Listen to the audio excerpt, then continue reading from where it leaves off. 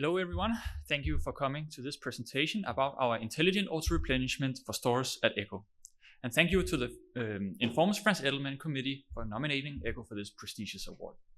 My name is Mathias Als, I'm a lead data scientist at ECCO, and this is the OR team. And I have the honor of taking you through our journey transforming ECCO with intelligent auto-replenishment. Let me first introduce ECCO and the problem we're solving. ECCO is a Danish family-owned business manufacturing and selling primarily high-quality leather footwear, but also leather bags and other accessories such as shoe care products. In 2025, ECCO was turning over more than 1.4 billion euros by putting shoes in the customer's hands that are both long-lasting and comfortable shoes made for walking every day. What sets ECCO apart from the competition is ECCO's vertically integrated value chain. ECCO takes in the raw cow hides and processes them into leather in our own tanneries.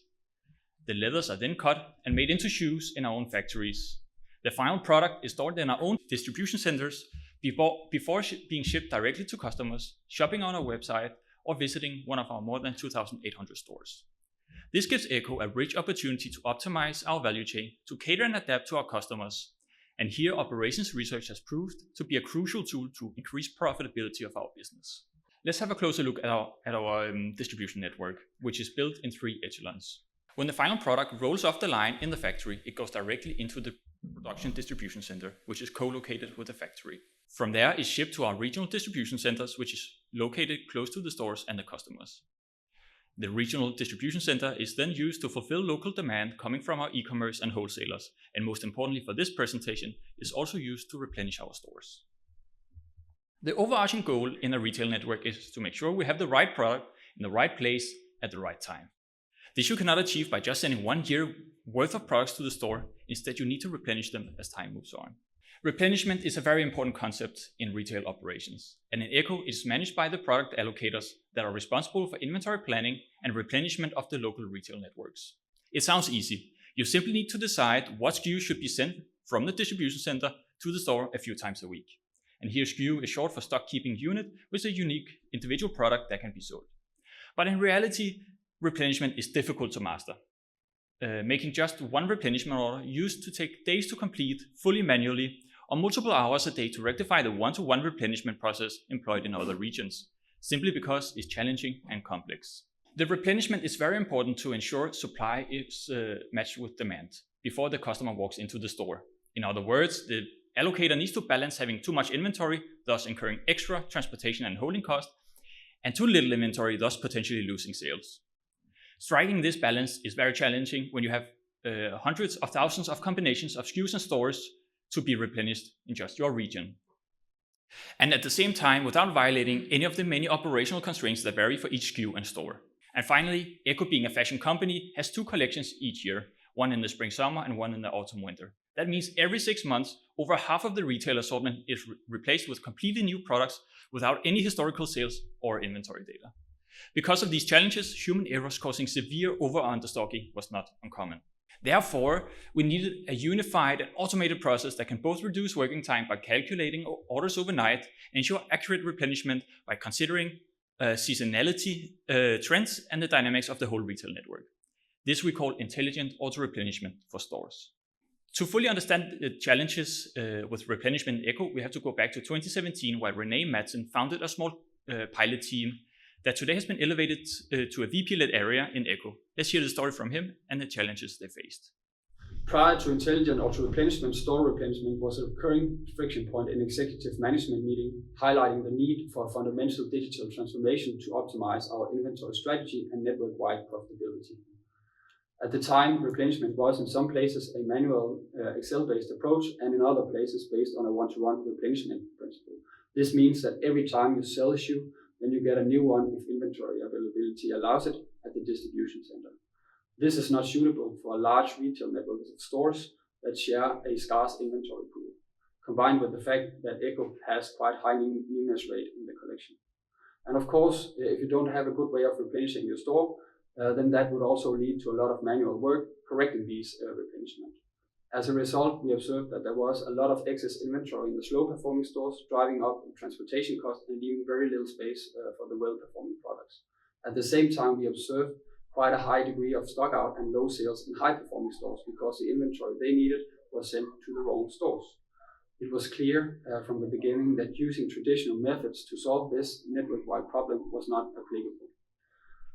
So we knew we had to use more advanced methods to tackle the problem. We also realized that we could use this replenishment problem as a vehicle for transforming ECCO into becoming a more data-driven company to not only change the way we do replenishment, but how we do business in general. We started the development in 2017 with strong support from our board of directors and managing board in ECCO. By 2019, we had a POC ready within Europe with support from the regional management. During the POC, we observed increased sales and over time also reduced inventory levels, and those results were sufficient to secure a buy-in to scale it out to the rest of ECCO's global footprint. Already later in 2019, we were ready for a full-scale rollout in Europe. Initially, we met some skepticism from the store managers and product allocators. Store managers experienced different inventory shipments compared to what they were used to, and product allocators experienced a change in their ownership in the replenishment process. So to make this a success, we built a community of users consisting of store managers and allocators. The idea with this community was to bring transparency and core insights into the concept, but also provide the possibility for the users to give feedback to the algorithm for further enhancement. This drove adoption of intelligent auto-replenishment by turning skepticism into collaborative feedback and improvement. From this project, the managing board and board of directors saw a great opportunity to build advanced analytics capabilities within ECCO, which today resides in ECCO Data and AI, serving a wide range of advanced analytics products to the rest of ECCO. As René mentioned, intelligent auto-replenishment had its debut in Europe in 2019. The following year, Australia joined as an early adopter. Then the COVID pandemic broke out, but after a short break, many other markets followed in a steady pace. Fast forward to today, intelligent auto-replenishment moves more than 3 million products in our supply chain every year and makes more than 10 million decisions every month of what to ship and what not to. It's live in 28 countries, spanning more than 10 distribution centers and 550 stores. These numbers are still increasing as more and more markets adopt our intelligent auto-replenishment solution. So let's have a look at that solution we have built. The success of intelligent auto-replenishment is built on 4 core components. First, we need a unified, accessible, and reliable data foundation updated in real time. This is not only benefiting the development of intelligent auto-replenishment, but the organization as a whole by having a single source of truth across applications such as algorithms, business intelligence, etc. Secondly, we need a high granularity forecast giving us an accurate view on what customers may demand in the future. Without a good view into this, we cannot make any sensible decisions. Third, we need the optimization engine itself, giving transparent and financially optimal inventory decisions calculated fast enough to not block the user's workflow.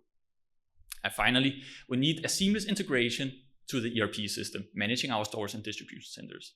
We do not want to give our users yet another platform to use. Instead, it should be baked right into their existing workflows. It was critical to proving the viability of intelligent auto-replenishment during the POC that all 4 components were present.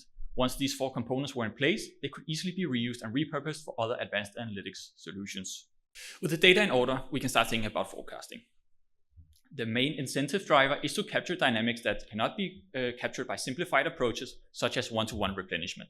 On the figure to the left, we have an example of a simulation of a very well-performing geolocation that is a specific product, in this case a sandal, in a specific size in a specific store. You have the blue line, which is the inventory level, and green bars, which is the customer demand. Red bars is the customer demand that we fail to meet.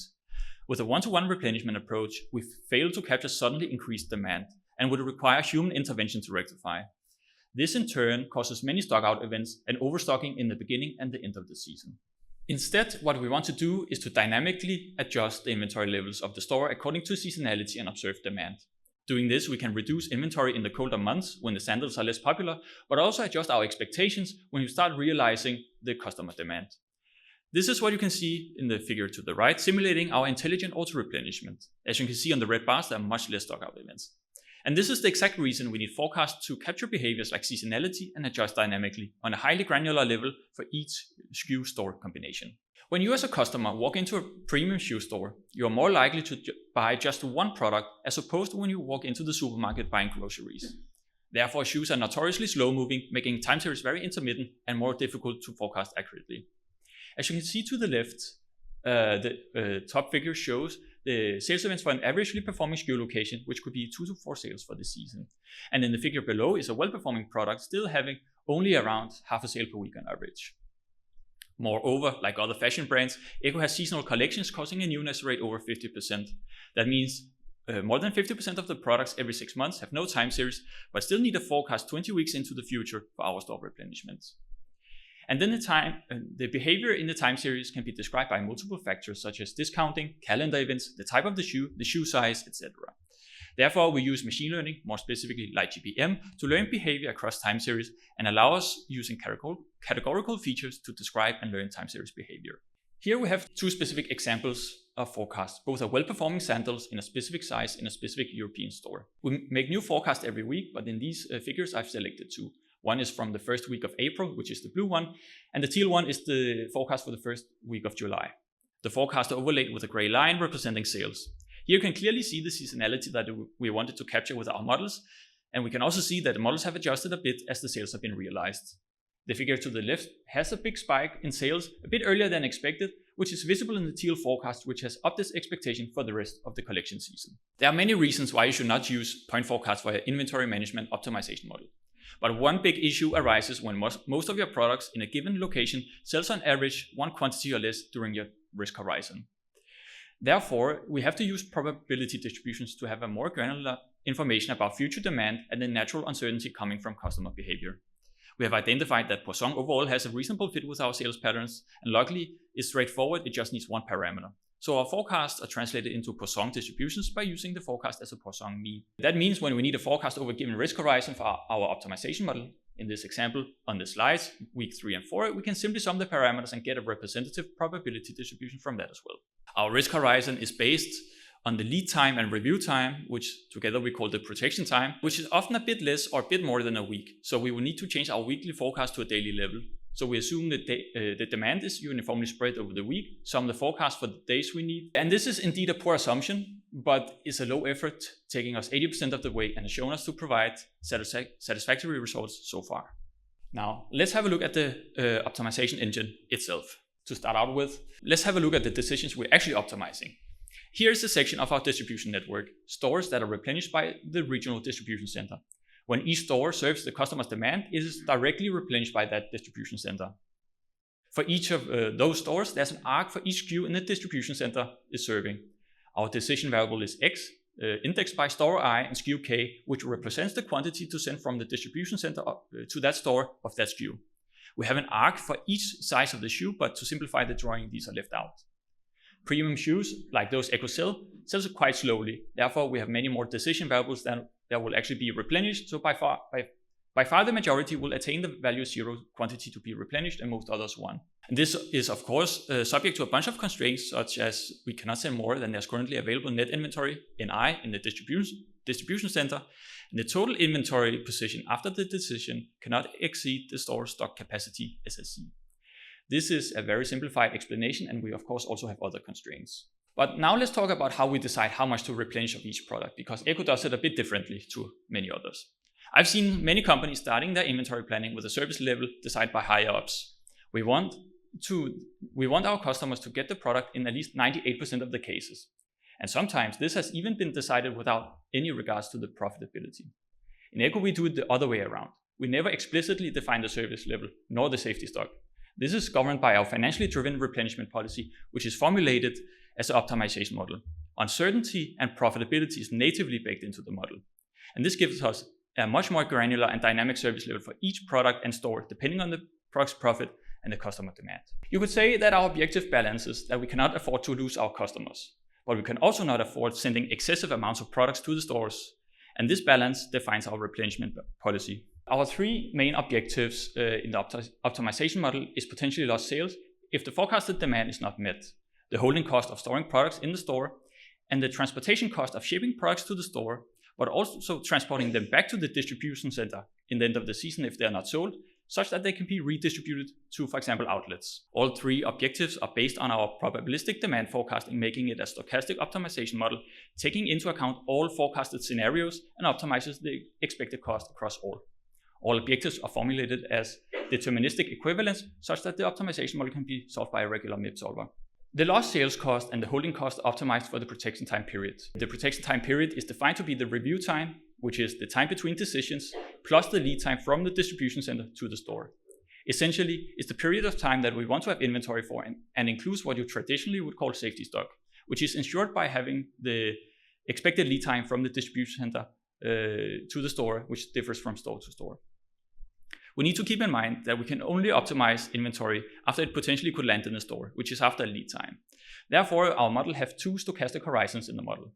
First, the demand can be observed while the replenished products are in transit, and then the demand is observed during the protection time period after the products arrive in the store. Permutation of the two stochastic variables representing our demand in the two horizons give us all the possible scenarios that we can optimize for. Then the transportation cost that takes into account what needs to be sent back after the collection season ends is not optimized over the protection time period, but instead the entirety of the remaining part of the season. Let's have an example of how it all comes together. In this example, we will assume the initial lead time is 0 and the network is unconstrained for simplification. To the left, you see our stochastic optimization, our stochastic protection time forecast for a pair of ECCO Cplex sneakers in size 44 in April in a European store. The x-axis represents the number of demanded pairs of shoes and the y-axis the probability. As you can see, we have a 90% probability that we will not sell anything during the protection time period, 10% probability we will sell 1 pair, and a small non-zero probability we will sell 2, 3, or 4 pairs. To the right is a forecast for the same SKU location, but over the remaining part of the season ending in August. Here, the outcomes from 0 to 3 are the most likely, while 7 to 10 sold pairs are very unlikely. Based on these forecasts, we can calculate our objective as 3 cost components: lost sales, holding cost, and transportation cost. On the x-axis, you can see the inventory level in the store, and the y-axis the incurred cost of that inventory level. If you have 0 pairs of shoes in the store, we'd expect to lose around €7. And you'll recall that there's around 10% probability that 1 pair is demanded. However, no holding cost nor transportation costs are incurred. If we, on the other hand, place 6 pairs of shoes in the store, the lost sales incur no cost, but we have a significant holding and transportation cost instead. However, we can easily see on the figure that the most profitable decision is to place 1 pair of these shoes in the store, incurring a cost of around €1 in total. And this is, of course, unconstrained. We have a few operational constraints to make sure our solutions are feasible. First and foremost, we cannot order more products than are currently available in the distribution center. And specifically for shoe-related accessories, such as shoe cleaning products, they come bundled in boxes of, for example, 12 pieces. To reduce pick and pack times at the distribution center, these products must be shipped as whole boxes. Then we have shipment handling capacity defining how big shipments a store can receive at a time. Some stores only have 1 employee in the store, and they cannot handle as big shipments as those stores with 6 employees. And then the store itself also has a limited store stock room capacity, which cannot be exceeded. Depending on the store, this can be implemented as a soft constraint, such that we can still react to unexpected demand surges. And finally, we have the minimum order quantity. When shipping to the store, shoeboxes are packed in larger boxes during transportation, no matter how much we order. To reduce the amount of air shipped in these boxes, there's a minimum to how much we can order per store. And especially this minimum order quantity constraint caused us some trouble. The constraint is formulated as either you order 0 products or, let's say, at least 10. To support this, we needed a big M constraint. We discovered that without a good estimate of the big M value, the performance of the optimization solver was poor. At this point, we have exclusively been using the open source MIP solvers Heis and Skip, so we had 3 options. We could either purchase a license for commercial solvers such as Gurobi and Cplex, which we did try out and it was much faster, but as you may know, these licenses are not cheap, especially when your company reaches the size of ECCO. We could use a sophisticated decomposition method such as branch and price. However, this results in a much more complex mathematical formulation to develop and maintain. Finally, we could do something that's both cheap and smart, which is why we came up with this novel divide and conquer approach for tightening our big M value. It is important for us to observe that the big M value can be estimated with the upper bound of the sum of the replenishment orders, so our X decision variable per store. This we obtained by solving a simplified version of the optimization model first, where we remove all the store coupling constraints, one of which being the minimum order quantity constraint. This allows us to distribute the optimization workload on our cluster to obtain results even faster. In other words, we divide and conquer. When we have the replenishment orders from the distributed run, we collect and aggregate the orders per store, and then we can substitute the big M value. Now we can run the actual optimization model, calculating the actual orders with very little performance overhead with our minimum order quantity constraint enabled. As the last step, we need to integrate the whole process into the ERP system and the allocator's workflow. Let's have a look at that process. It all starts with the regional product allocator defining the assortment for each store in the ERP system. They add operational constraints such as store capacity and add information about shipping cost and lead times. Finally, they set up the replenishment schedule, which dictates exactly at what time the algorithm should run. Usually, this is 3 to 7 times a week during the night when the store is closed, so the orders are ready to be executed the next morning. When it's time to create the replenishment orders, our scheduler starts the optimization orchestrator, which loads all the latest data and orchestrates the solver jobs, calculating the replenishment orders and keeps track of the divide and conquer big M tightening. When the replenishment orders have been calculated, we calculate analytics of the orders to continuously monitor the performance of our optimization process. One example is that we are benchmarking against the one-to-one replenishment principle. How much money are we saving compared to our legacy approach? Having this number continuously calculated is very important for our continuous efforts in providing allocators with insights to the replenishment decisions. Finally, the orders are exported to the ERP system, ready for further processing. In the markets we roll out to, we initially have a manual review process to ensure that allocators get comfortable with the new process and learn about how the system works. When approved, the replenishment orders are marked as ready for shipment and sent for execution in our warehouse management systems.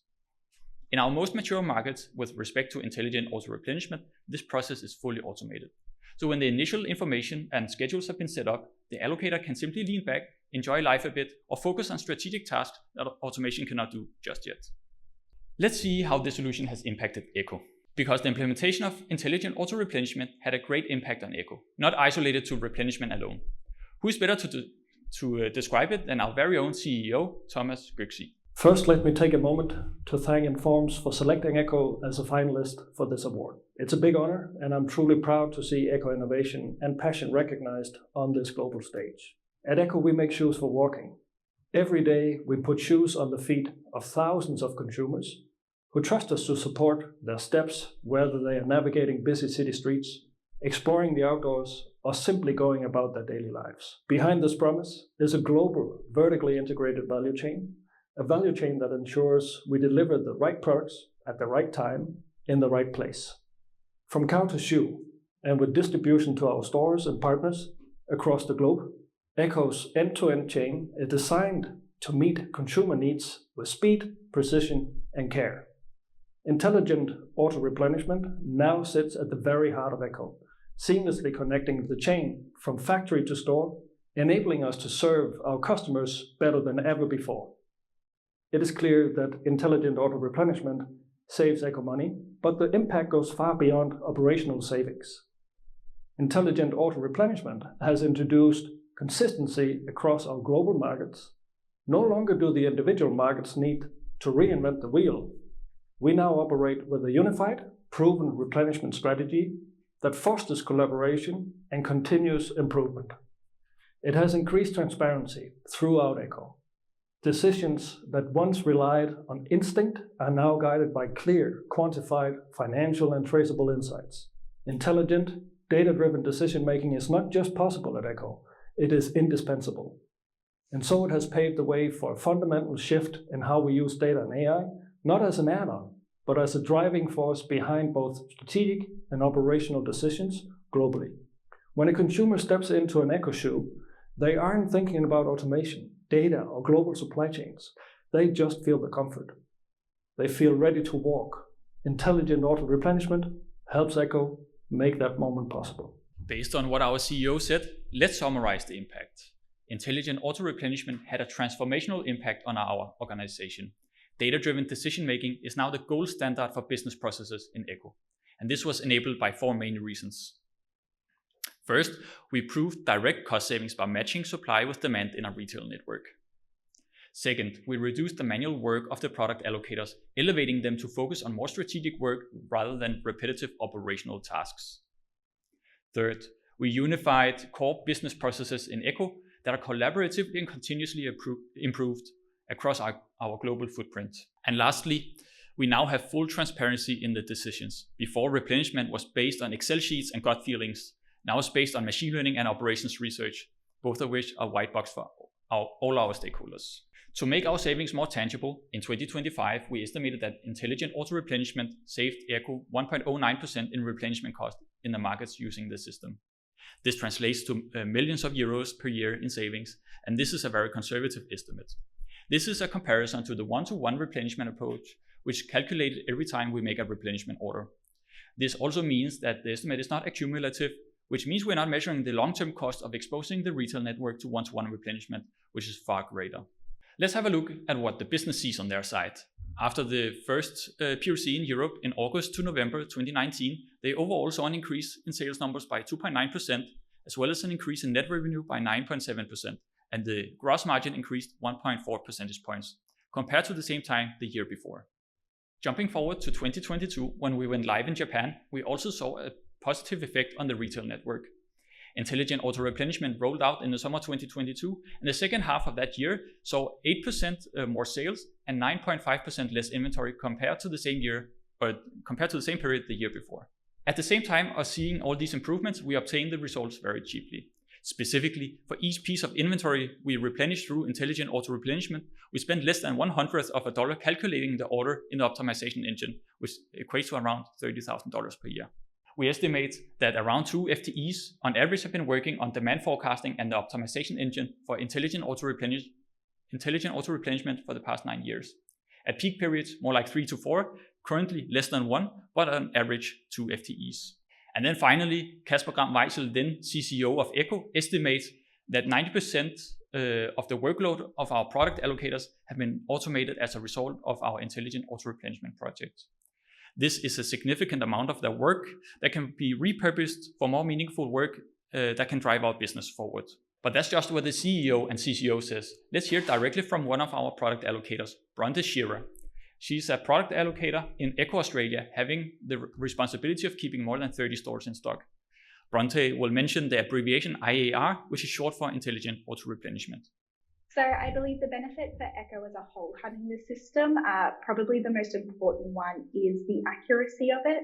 As I mentioned before, of course, human intervention, there can always be slight errors. We can have incorrect data, but having a system that automatically takes the data that's available within the same structure and utilizing that, also looking at historical data, just ensures that we actually have accurate replenishment.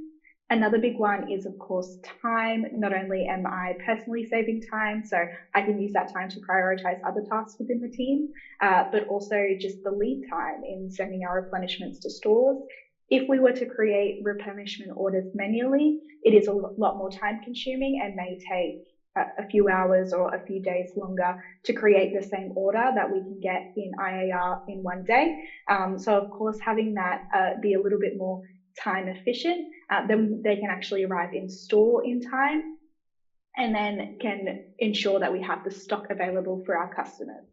Yes, we definitely worry a lot less about stockouts with our intelligent auto replenishment now. As I said, even if we do have an unexpected spike in sales compared to maybe some of our sales data from like the previous week, previous month, or even the previous season, our IAR system is able to pick up on that straight away. And due to our lead times, as I said, we currently process it 3 times a week. So because of our quick turnaround, utilizing the system, we're actually able to get those ones in store as soon as possible without having that stock out. To wrap up this project, let's draw some conclusions and perspectives. Highlighted here is what we have talked about today, the intelligent auto-replenishment for stores. If we look at the intelligent auto-replenishment isolated, the financial impact in itself maybe doesn't look all that impressive. So why did we even do it? Because the success of intelligent auto-replenishment sparked a paradigm shift in ECCO, paving the way for new investments in data and AI for business improvements. This also allowed us to create an algorithmic ecosystem in ECCO that harmonize and synergize, leading to savings significantly larger than what the individual products could contribute individually. And that was indeed the case for our omnichannel fulfillment. The omnichannel fulfillment algorithm decides the fulfillment location for customer orders placed on our website or in-store to be shipped to the customer. The algorithm is based on the same financial principles and therefore synergize in balancing the inventory in our retail network. Compared to the legacy way of picking fulfillment locations, the saving of the omnichannel fulfillment is in the same order of magnitude as that of intelligent auto-replenishment, but the development cost is significantly lower because we use the same data foundation and forecasts. Another direct result of intelligent auto-replenishment for stores is that with a few tweaks, we implemented intelligent auto-replenishment for our regional distribution centers, replenishing them from the production distribution centers. Again, a low effort was required to obtain additional savings in the same magnitude as the two others. Stock redistribution is another project that just came out of the POC stage and launched in select ECCO markets. In its simplicity, it rebalances the stock between stores directly when we approach the end of the collection season and the available inventory in the distribution center has become scarce. This way, we keep momentum in our sales and maximize profits. In the POC stage currently, we have the dynamic air freight model, which every week decides if shipments from the production to the regional distribution centers should be upgraded from sea or land transportation to air freight to meet demand surges and rectify delays in the production. And finally, we are currently developing a factory allocation model that will enter the POC stage later this year. If proven successful, the financial impact will be much greater than any other project we've undertaken previously. Now let's have a look at our supply chain again. It's full of colors representing how data-driven we are and will become. All these solutions are based on the same core financial principles, allowing them to synergize and collaborate to maintain a lean and balanced supply chain, matching supply with demand with little manual input. This is the success story of intelligent auto-replenishment. We hope that our story can serve inspiration for other companies and practitioners, especially those engaged in retail businesses, can be inspired by how OR can be applied at scale to financially optimize a retail supply chain network. Furthermore, our foundation first and divide and conquer approaches proved success in scaling our project globally and may very well do so for other companies as well. However, the work for intelligent auto-replenishment is not done yet. We still have more markets to roll out intelligent auto-replenishment to. And additionally, we're planning on improving the mathematical formulation of intelligent auto-replenishment for distribution centers to allow for better scaling and improve decision quality. Finally, our forecasting works well, but it has a few simplifying assumptions built in. In the coming time, we want to reduce the number of assumptions and overall increase the accuracy. To close off this presentation, I would like to extend a thank you to everyone involved in this project, stakeholders, Dell AI colleagues, and of course, the ORT. Also, thank you to Informs for this nomination and our coaches and for their guidance and effort in this regard. Thank you for listening.